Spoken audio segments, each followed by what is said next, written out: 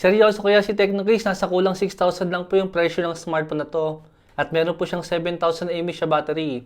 Naka 120Hz po guys yung ating refresh rate. Tapos meron tayong 50 megapixel na main camera. Tapos may nakalagay pa guys na flash snap dito pa sa may box natin. Guys, yung flash snap po na yan, available lang po yan guys sa mga high-end po ni Tecno. Pero dito nga po sa may Tecno Spark 50, mukhang meron din po siya. Mamaya susubukan po natin yan. Mamaya po guys, i-compare po natin yung flash snap nga po ni Spark 50 laban nga po kay Camon 50 para makita natin guys kung meron ba silang malaking difference. Baka mamaya gimmick lang po yung flash snap po ng Spark 50 dahil nandito po yung legit na flash snap. At tingnan nga po natin guys yung sulit ba siya para nga po sa may kulang 6,000 na naging presyo nga po niya nung nakarang sale sa Mi TikTok. Unahin po natin sa may package. Meron po siyang 18 watts na charger. Medyo maliit po yan guys considering na 7,000 mAh po yung battery natin ngayon. Pero ang nagustuhan ko sa kanya is itong case na kasama niya. Hindi ko alam na color-coded to dahil terno po ng kulay ng phone yung kasama po niyang case dito sa may loob.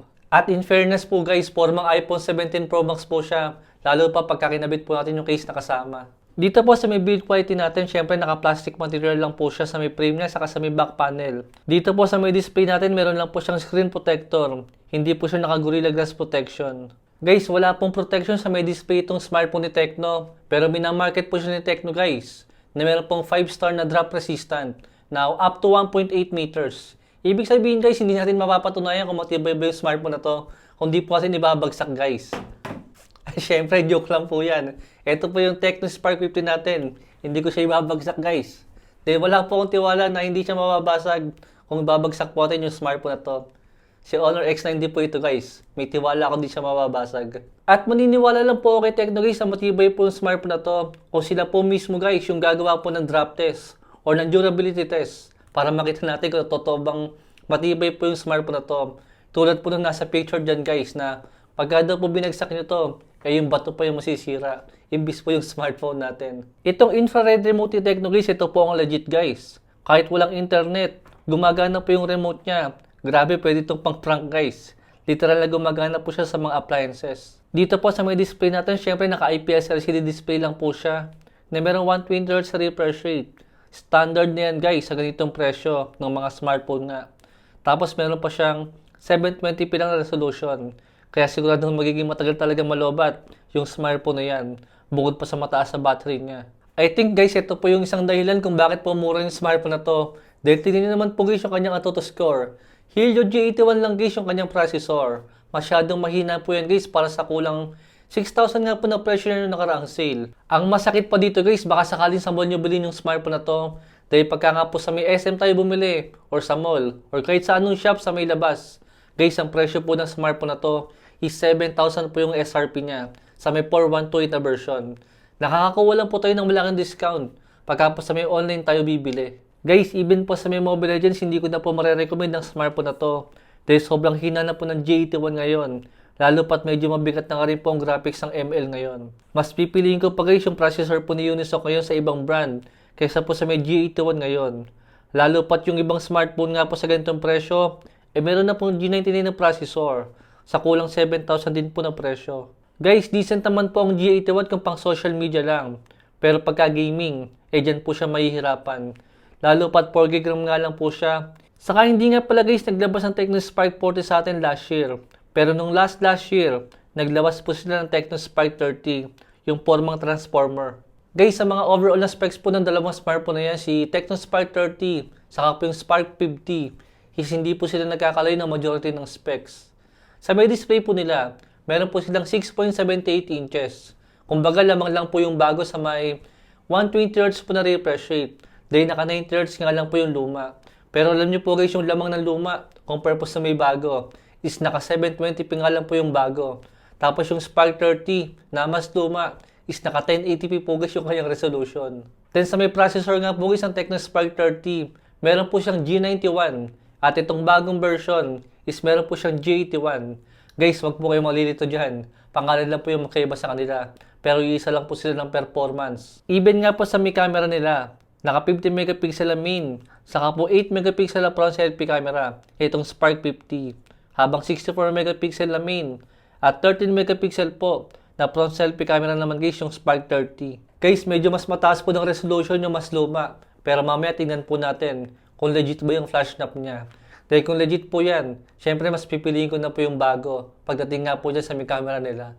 Pero syempre guys, ang obvious po na lamang ng bagong version is yung kanyang battery. Naka 7K na mAh siya battery nga po siya. Habang naka 5,000 lang yung lumang version.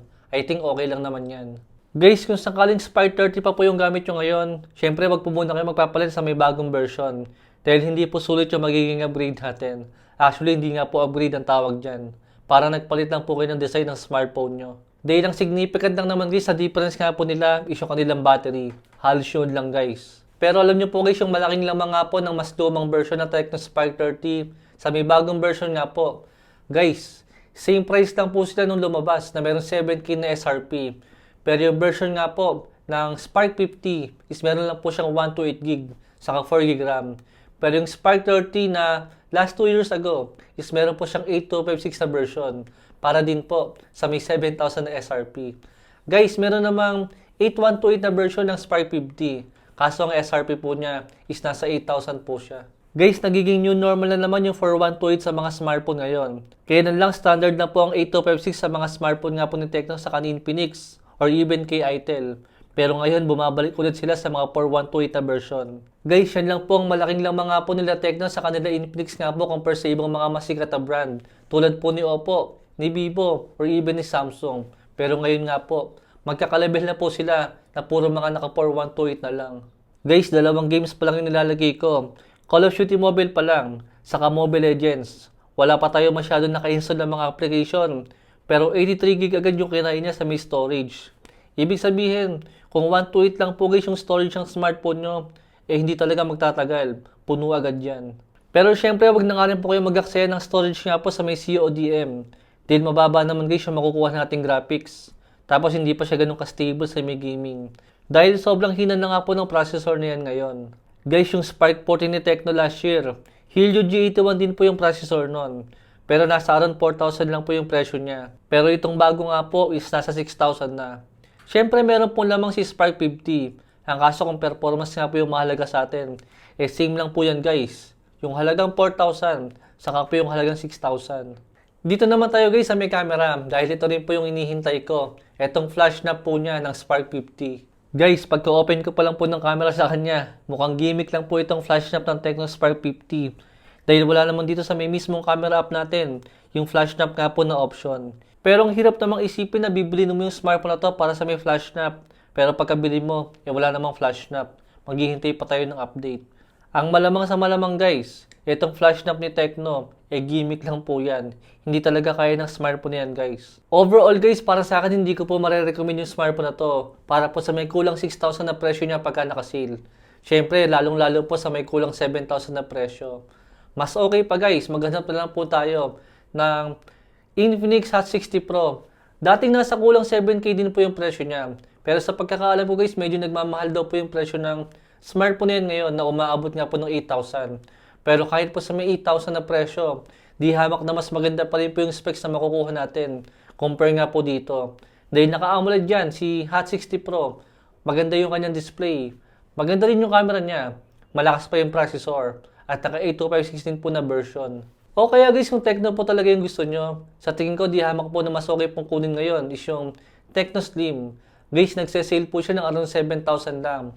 At kahit po sa around 8,000, mas maganda pa rin po yung specs na makukuha natin dahil mataas din po yung kanyang storage. Tapos napakanipis pa niya at mas malakas po yung processor at maganda rin po yung kanyang camera para po sa higit 7K or kulang 8,000 nga po na presyo. Pero kung ayaw mo naman guys ng Tecno Slim, guys hintayin nyo po yung review natin ng Tecno Spark 50 5G. Yun guys, baka sakaling magustuhan nyo yun. Dahil hindi po sila nagkakalayo ng presyo na to sa around 6,000 to 7K na presyo. Pero naka 5G yun at mas maganda po yung kanyang forma ng camera module. Pero abangan nyo lang po guys yung ating full review ng smartphone na yun. Malay nyo, mas magandahan kayo doon. At munti ko na palang makalimutan guys, ito pong buong video natin. Ito nagsasalita ako at lahat po ng B-roll, kinuhanan ko po siya. Ito guys oh. Diyan po sa may Tecno Camon 50 Pro 5G para po meron din tayong idea kung gaano nga pong kaganda yung kanyang camera. Kung sakali nga pong gagamitin siya pang video, at ipang gamit nga rin po pang camera. At yun lang po guys. Thanks for watching.